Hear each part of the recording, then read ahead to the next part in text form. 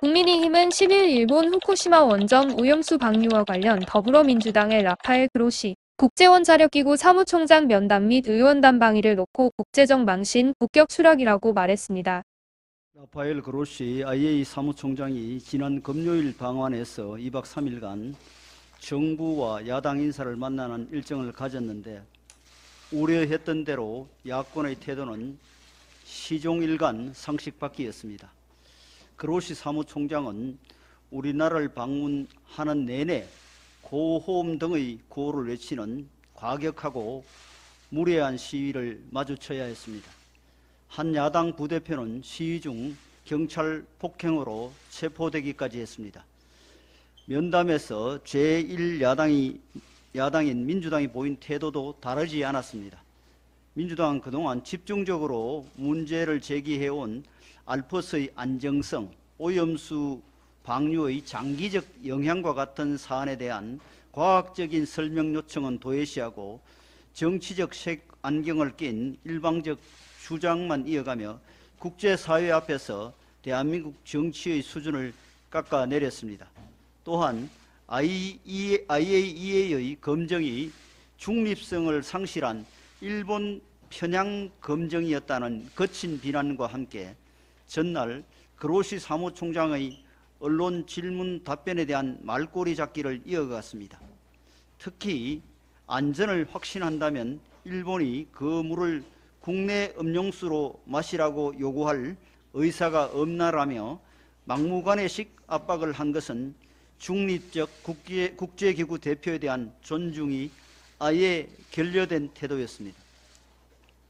민주당의 비상식적 억지와 논리적 모순이야 우리 국회에서 흔히 볼 수 있는 장면이지만 같은 방식으로 국제기구의 대표를 모욕하는 모습을 보고 있자니 대한민국 국민의 한 사람으로서 부끄럽기 그지없습니다.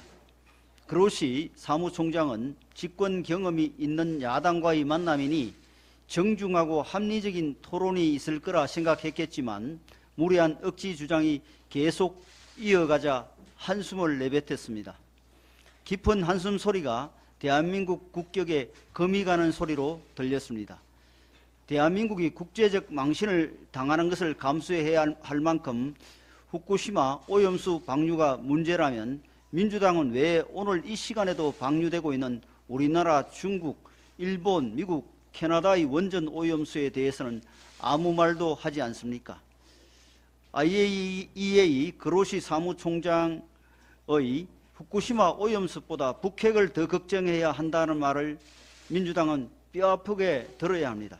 민주당이 후쿠시마 오염수 문제 다루듯이 북핵 문제를 다뤘다면 오늘날 북핵 위협이 이 지경까지 됐겠습니까?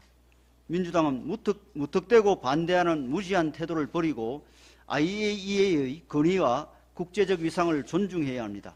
그로시 사무총장 말대로 민주당은 집권하면 IAEA를 상대하지 않을 겁니까? 지금의 태도는 수권 정당이길 포기한 것과 다름없습니다.